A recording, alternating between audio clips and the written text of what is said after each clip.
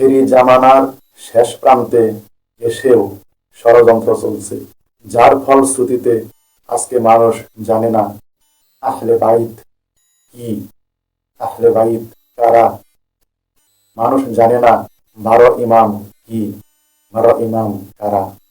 এই 12 জন ইমাম বিষয়ে বুখারী শরীফে বর্ণিত আছে, ইসলাম ধর্ম ততক্ষণ প্রিয় পাত্র হবে না যতক্ষণ না পর্যন্ত 12 জন ইমাম অতিবাহিত হবে।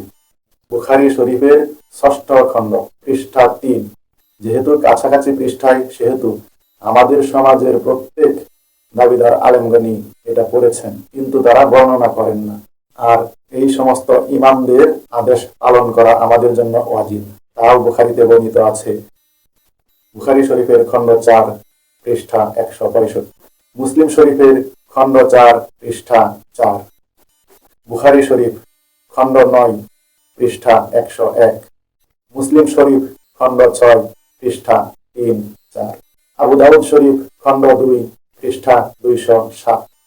তিরমিজি শরীফ খণ্ড 2, পৃষ্ঠা 45। সুনানে আবু দাউদ খণ্ড 2, পৃষ্ঠা 207। আহমদ শরীফ খণ্ড 1, পৃষ্ঠা 398, পৃষ্ঠা 398। মুসলিম শরীফে যে বর্ণিত আছে তা হলো মিশরের ছাপানো।